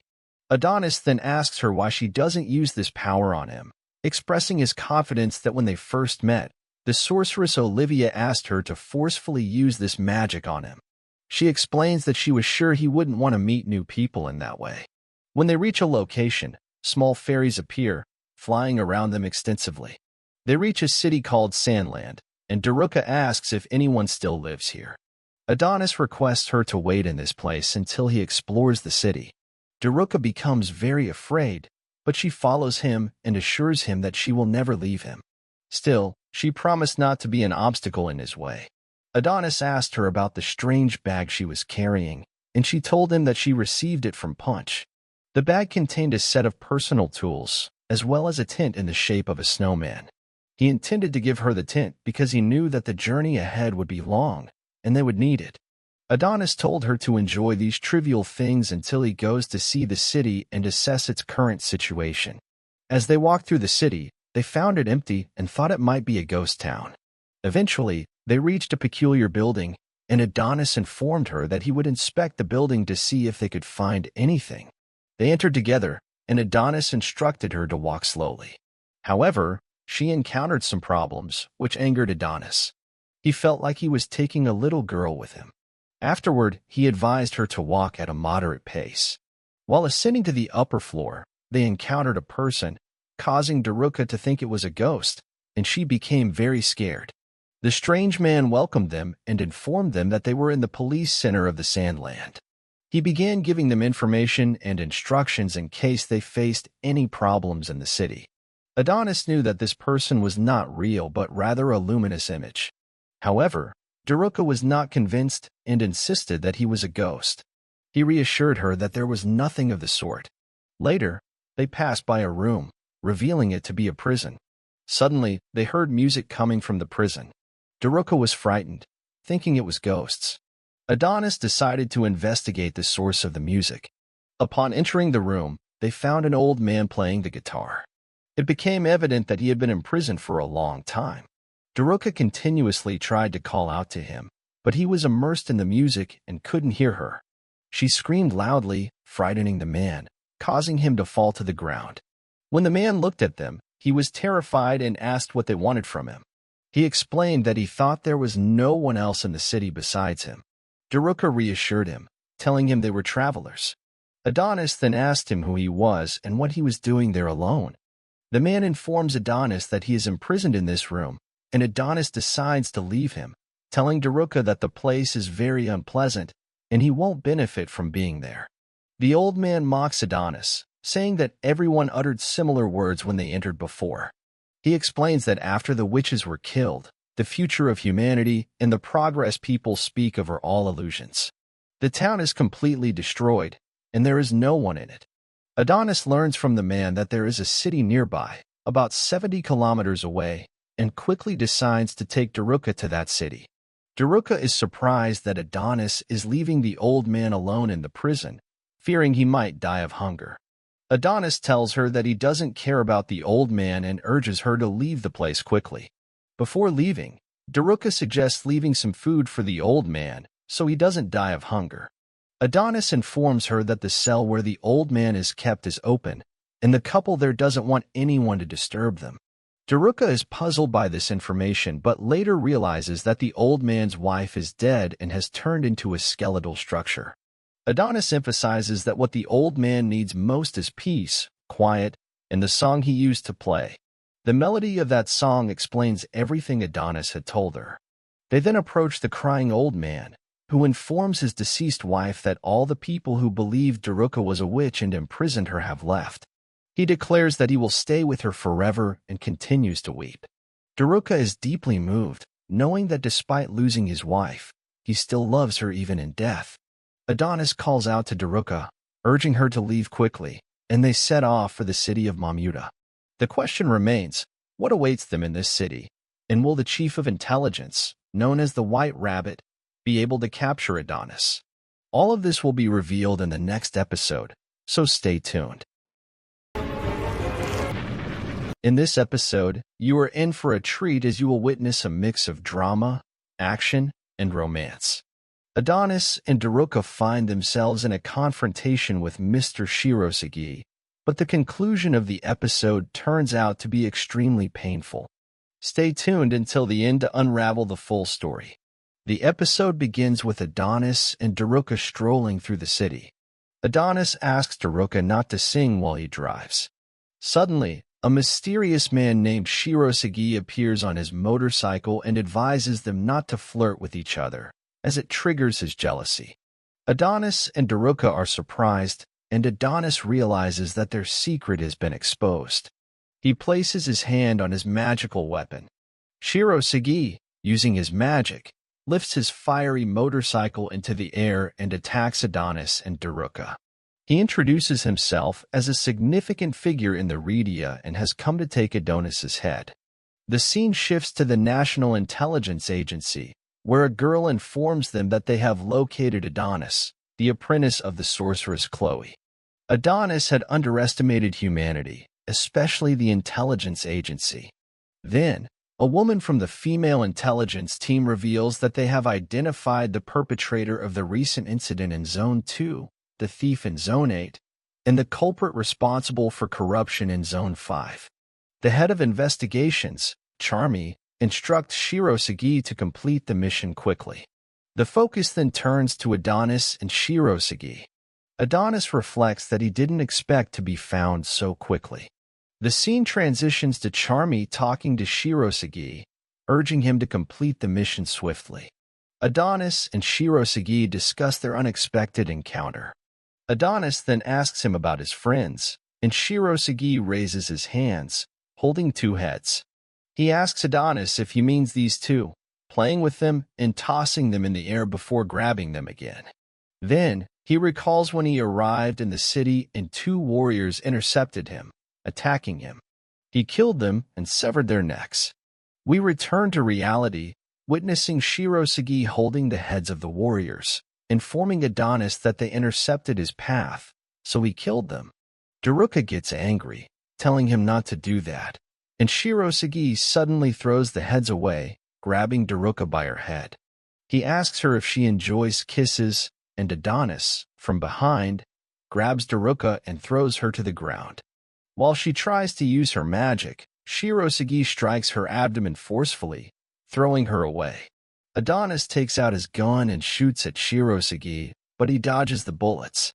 Shirosagi then charges towards him, and Adonis continues shooting, but none of the bullets hit. Adonis speaks to himself, realizing that Shirosagi must be a superhuman based on his quick reflexes. Adonis then fires an extremely large bullet towards Shirosagi, and Charmy, the intelligence girl, warns him to try to stop the bullet. Shirosagi reassures her not to worry, dodging the large bullet and causing destruction behind him. We then see Shirosagi again, speeding away through the thick smoke towards Adonis. However, the sorceress uses her power, producing the love restraint, and warns him that if he doesn't stop now, she will completely restrict his movements. Indeed, in just moments, Shiro is frozen in place, and Adonis rejoices. He informs her that now he will let Shiro answer some questions about his abilities, the weapon he carries, the number of pursuers in the area, and the unmanned aerial vehicle he communicates with and the surveillance systems. Is it an American plane or one from other parties? At this time, Shiro laughs in a very strange manner. He was not under their control but rather deceiving them. He then mocks the sorceress for using the love restraint on him. He recalls a significant event from a while ago when the queen used the same restraint on everyone, including the commander of the soldiers. She completely took control of him, instructing him to climb to the top of the tower and throw himself off, which he did. Shiro ended up impaled on a large spike, blood pouring from him. Back to reality, we see Adonis and the sorceress bewildered because the love restraint did not take effect on Shirosagi. Shiro then proceeds to tear his clothes apart, revealing the heart symbol of the love restraint on him. However, it seems to be a restraint from someone else. He then shows his back, covered in many voids. Shiro uses a unique ability called the Buzzing Bird, unleashing numerous fires from the openings, equipped with a hand that can grasp the enemy and tear them to shreds. Adonis is shocked and wonders what he should do next. He tells the sorceress to step back because she can't help in the fight. Even her love restraint failed against him. However, the sorceress doesn't give up because she doesn't want anyone else to die. She struggles to lift the large stones, having sworn to fight to the death. Adonis, using his supernatural abilities, creates a large sword for her called the Hammer of the Skies. It contains a magical substance that allows the sword to penetrate steel, capable of destroying anything by simply waving it. She must, however, learn the skills of sword mastery. Adonis hands her a large paper with some instructions attached, making Shiro very angry, declaring that it's time for the attack. When Adonis and Daruka see these numerous hands, they decide to attack them. We see Adonis using his power to destroy them, as each hand is weak on its own. Then, Daruka shows her courage as she uses the sword for the first time, managing to destroy many hands with it. However, the hands keep appearing endlessly. Every time they destroy a lot of them, more and more emerge. Adonis is powerful and uses strong moves. Suddenly, one of the hands hits Daruka in her abdomen. The hands keep attacking relentlessly, and Daruka begins to weaken, unable to handle them all. At this moment, Adonis rushes to save her and tells her that the problem is that their numbers never end. Shirasagi then tells them that this is not everything. They are incredibly powerful too. He uses a spell from his repertoire, lifting many of them into the air. They descend rapidly towards Adonis and Daruka. Adonis uses his strength to create a barrier protecting them from harm, destroying many hands with the magical power. Adonis orders Daruka to end this immediately and transforms his magic into a massive ball. He attacks Shirasagi with it, but Shirasagi mocks the ball, and Daruka warns Adonis that it is extremely dangerous, urging him not to touch it. Shirasagi then uses his magic, summoning a swarm of hands on his back to strengthen himself. As the ball approaches Shirasagi, he attempts to stop it, and indeed, the ball halts. Adonis emerges from the ball to attack Shirasagi, bidding him farewell. However, Shirasagi releases more hands heading towards Adonis. Suddenly, Daruka appears from behind him, seeking revenge on Shirasagi. She strikes his leg, but nothing happens. Shirasagi mocks her, calling her a very small girl trying to be strong. He almost wets himself from fear, but then tells her that if she wants to stab someone, she should aim for the head or heart. He then forcefully strikes her in the abdomen. Adonis approaches to rescue her, but Shirasagi also strikes him. Both Adonis and Daruka fall to the ground. Daruka spews a lot of blood from her mouth, and Shirasagi tells her that she and her friend were perfectly coordinated and on the right path, but they could never stand against him. Suddenly, Adonis uses his power to restrain Shirasagi and attempts to strangle him to death. However, Shirasagi informs him that it won't end this way. He releases a few hands to grab Adonis's hand, preventing him from using his power. This way, Adonis won't be able to use his strength. The evil man restrains Adonis with these powerful robotic arms, rendering him unable to move. He is in a precarious situation because his magic will disappear if he continues in this condition. At this moment, Daruka grabs her sword, deciding not to let Adonis die, and Adonis suddenly warns her that the villain will attack her from behind. She quickly lowers herself, but it's too late, and the robotic arm grabs her, lifting her high into the air. She struggles to free herself, but in vain. Adonis is saddened by this situation, feeling hindered as she always needs his help. Suddenly, many robotic arms completely restrain Adonis and force him to the ground, causing him to lose his magical feather, which he uses for all his spells. The villain then releases the magical enchantment, leaving Adonis completely motionless. At that moment, the villain seizes Daruka by her head with the robotic arms, intending to kill her. Adonis pleads with him to wait, but it's futile. In what might be her last moments, Daruka thanks Adonis for standing by her side. Tears flow profusely from her eyes, and she expresses her gratitude, recounting their memories together. She recalls the time when they were both oppressed by humans, and Adonis managed to free himself. She reminisces about their battles on the witches' planet, seeking revenge for their teacher. Daruka also cherishes the happy memories of creating the small puppets, one of which resembles Adonis. She recalls the joy when they rode the bike together, overcoming risks and challenges. Returning to the present, she cries heavily, grateful for the shared experiences and the bond they forged. Then she expresses her wish, stating that she wants to see more places with Adonis. The evil man interrupts, apologizing to the young lady and declaring that this is the last thing she will witness. Adonis attempts to free himself, but the robotic arms completely restrain him, rendering him immobile. At that moment, The villain injures Daruka's eyes, ensuring she won't see anything else. She is left completely blind, and the question arises, can Adonis do something to restore her sight, and can he save her and himself? All of this will be revealed in the next episode, so stay tuned. However, we urge you to subscribe to the channel and activate the notification bell to receive updates on new. The anime episode begins with Shiroiseji popping her eyes as Adonis is unable to save her. Shiroiseji's eyes are being manipulated by Shiroiseji, and Adonis is unable to rescue her as Shiroiseji uses all his strength to restrain him. Adonis recalls a similar incident in his past, where he couldn't save his former friend, and Shiroiseji mocks him along with his friend Daruka.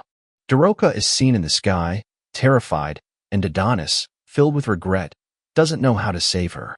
Shiroiseji continues to taunt them, and Daruka, now on the ground, looks frightened. Adonis, determined to save her, uses his immense power to break free from Shiroiseji's control and rushes towards Daruka. However, he struggles to catch her as she falls to the ground. Adonis runs towards Daruka to rescue her, but she tells him that she can no longer see anything and is bleeding profusely. Adonis places his hands over her eyes, realizing that she's losing a lot of blood and could die if the bleeding continues. Daruka asks him not to worry, assuring him that she's okay, and Adonis contemplates how to stop the bleeding. In the meantime, Shiroiseji is shown holding Daruka's eye sockets, continuing to mock Adonis and Daruka. Adonis requests Shiroiseji to return Daruka's eyes, but Shiroiseji ridicules him again and shatters the eye sockets. This infuriates Adonis, who confronts Shiroiseji, demanding him to stop.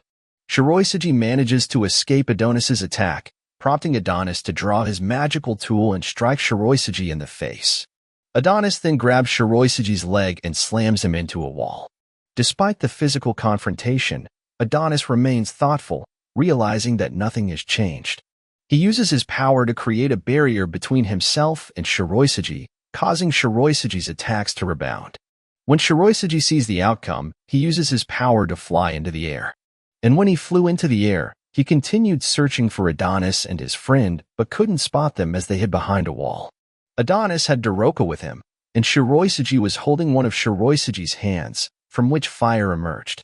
Adonis spoke to Daruka, explaining that he had no other solution to stop her bleeding, which would take only a minute. He asked her to endure a little longer, though Daruka didn't understand what he was planning. She trusted that he wouldn't leave her, and Adonis held Shiroiseji's hand, directing the fire at Daruka's eyes to cauterize the wounds and stop the bleeding. Daruka thanked him, and Adonis requested her to stay quiet, but she continued talking, reminiscing about their childhood together and expressing a desire to return to those peaceful times. As Daruka lost consciousness, Adonis rushed towards her, finding that she was still breathing. Adonis then reflected on Daruka's words, realizing that she had said the same things as his sister before. Frustrated with himself for not being able to protect women, he activated his power and reached Shiroiseji in the air using a statue. Shiroiseji was surprised by Adonis's actions but mocked him as usual. The statue attempted to strike Shiroiseji, who brushed it off and ridiculed Adonis. The statue couldn't harm Shiroiseji, and Adonis called for his beloved queen to join him and pop her eyes as revenge for what happened to Daruka.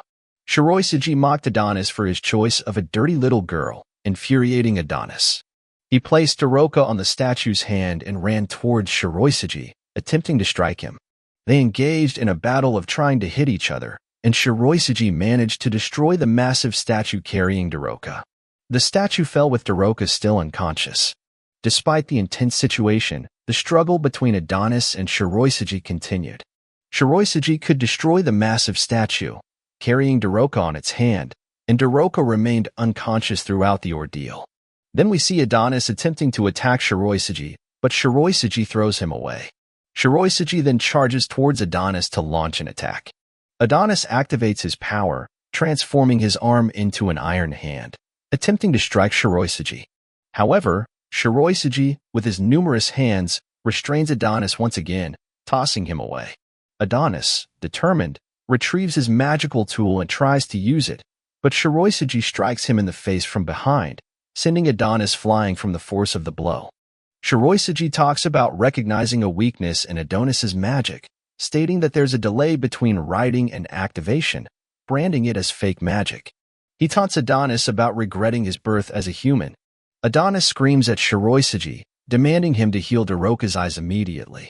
Shiroiseji refuses, claiming he won't do anything for her.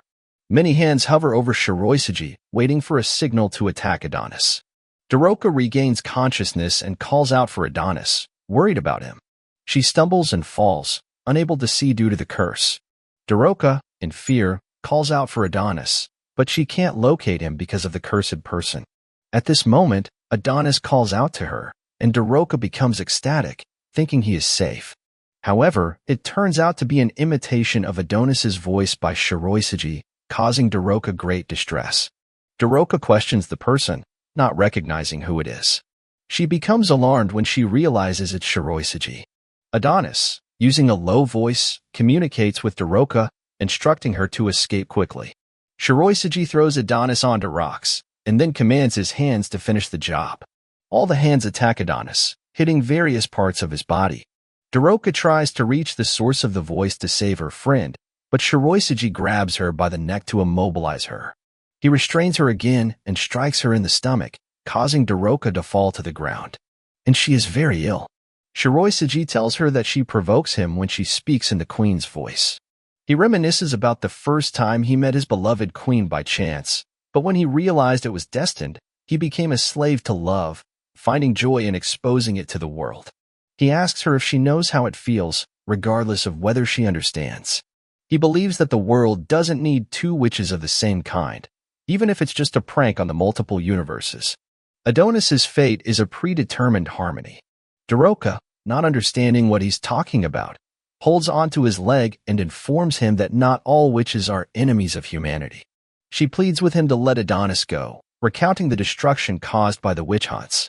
She wanted to end the fighting and prove that revenge wasn't everything, but now she's unsure if humans should be forgiven. This angers the evil man, and he crushes her head with his foot, stating that he doesn't care about what she has to say. He only wants Adonis's head. Daroka, enraged, tells him to stop immediately, so he puts his foot on her head again. Adonis calls out to her, asking for a favor. He requests her to use her love magic on him, making his body move. Otherwise, both of them will die. Daroka is hesitant about doing it, and he repeats his request urgently. He tries to remove the metal stake that pierced his shoulders, and the evil man dismisses their conversation as boring, accusing them of provoking him with their words. He strikes Daroka's face forcefully with his foot and warns Adonis not to waste time resisting. Adonis pleads with Daroka to fulfill the request using her love magic to make him move without feeling anything, complying with all the man's demands. At that moment, Adonis becomes incredibly strong and unbeatable. The evil man attempts to strike him in the head to finish him off completely. However, in this critical moment, Daroka gathers her strength, apologizing for reaching such a point and using her magic on him. She screams at the top of her lungs, "Forgive me, Klein," and indeed performs the spell on Adonis. A tremendously powerful aura emanates from above and envelopes Adonis.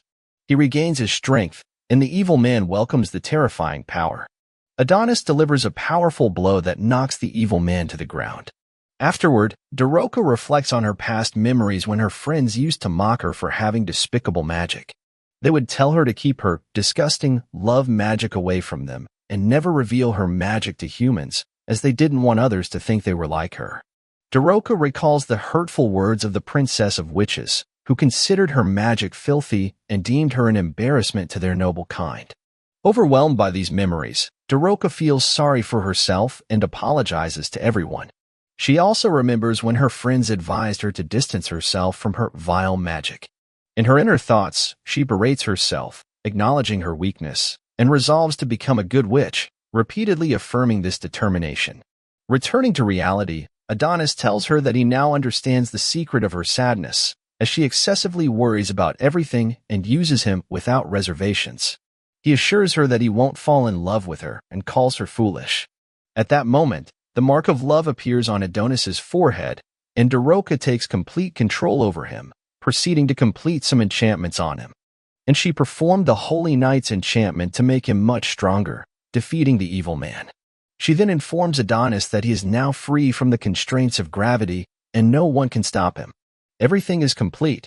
His wounds, bones, and magic know no bounds. The feathers of his magic and enchantments reappear. At that moment, the evil man is shocked by the love enchantment, realizing that Daroka can accomplish all of this. Daroka confirms that no one can defeat Adonis now. The evil man attempts to flee, but Adonis stops him with a powerful blow, severely injuring him. Adonis tells Daroka that her command is his, and thus our episode concludes today. Stay tuned for the next episode, promising thrilling events. Don't forget to subscribe to the channel and activate the notification bell to receive all the latest updates. In a highly thrilling episode, we witness Daroka using her love enchantment to empower Adonis so he can confront the seemingly invincible foe. Daroka, with precision, begins casting various spells to successfully execute the love enchantment, a spell that humans, both young and old, have feared. The process lasts for more than 10 minutes, presenting immense challenges for Daroka. However, she finally succeeds, granting Adonis the ability to break free from gravity's constraints, allowing him to soar through the skies like a bird.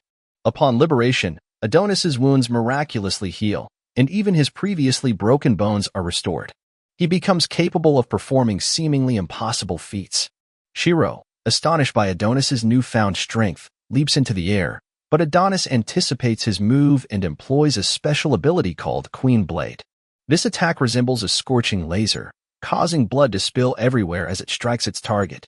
Adonis pursues Shiro, effortlessly scaling walls and leaping from flying hands, until he reaches the monstrous creature. Adonis seizes Shiro by the head and hurls him away, causing harem structures to crumble one after another due to the impact. Adonis relentlessly pursues Shiro, gripping his right arm and shattering it with tremendous force. He then proceeds to rip off the entire arm, sending it plummeting from above as if a bomb had exploded. Adonis throws Shiro into the air again, grabbing his leg and swinging him around before tearing it off. Shiro writhes in pain, and sparks of electricity emanate from his body, rendering him immobile. Adonis then uses his formidable magic to cast a spell that severs the giant's limbs and sends him crashing down.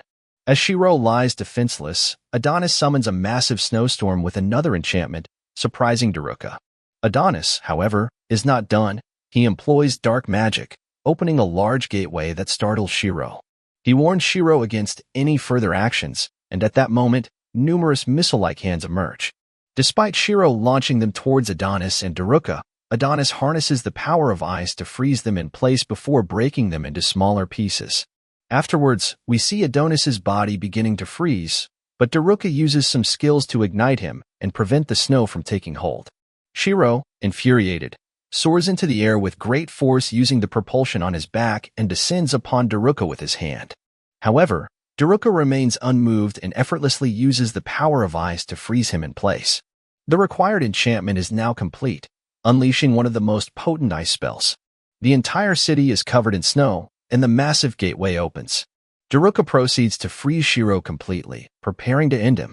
At this critical moment, drones approach, and a voice emanates from the drone speakers, urging Adonis to escape immediately. However, it is too late, as we witness Shiro freezing gradually. Adonis takes action, freezing parts of Shiro's body. During this time, a mobile aircraft arrives, and through it, Shiro's assistant informs him that he must escape immediately. Unfortunately, Shiro lies on the ground, unable to respond. Adonis, using his power again, freezes the entire area in the adjacent lands. Before doing so, he equips Daroka with a powerful shield to protect her from the freezing effects. Next, we see a group of men working in the desert, where the temperature is extremely hot. Suddenly, they feel a chilling cold, initially thinking it's a hallucination. However, their leader looks into the distance and is shocked to see an incoming snowstorm. He urgently instructs his men to move quickly and take cover under anything they can find. Confused, the men follow his orders just in time for the snowstorm to hit, intensifying rapidly and turning into a heavy snowfall. Following that, we see Shiro's assistants unable to reach him after their monitoring aircraft crashes, losing signal. Their satellites pick up a wide-range enchantment and a sudden drop in temperatures at their coordinates. They also lost vital signs from the director, leaving them uncertain about his status. As they move towards the satellite image, the girl notices something strange behind her. A man speaks, revealing that they have faced many challenges with Shiro Sagai but will resolve this issue. The girl turns around to find that the man is Director Oz, who assures her that defeating the witch's disciple, Shirosegai, won't be an easy task. Then, we shift back to the group of men after the snowstorm has subsided. They express astonishment at the unusual occurrence in the desert, where temperatures are typically extremely high. Oz reassures them that everyone is safe, but they feel an intense chill and remain puzzled by the event. Afterwards, we see Adonis and Darukan, exhausted and affected by the freezing temperatures. A girl approaches them, embracing them and using her power to warm them up. Adonis regains consciousness and recalls a promise made to her when he was young, to use the enchantment only to protect someone else. Daruka questions what is happening, feeling warmth and realizing she is wearing warm clothes. She asks Adonis if he protected her, but he remains silent. They both collapse from exhaustion, and Daruka attempts to dispel the love enchantment. Then, we see Shiro speaking, saying that Adonis and Darukan are just like them, resembling the queen.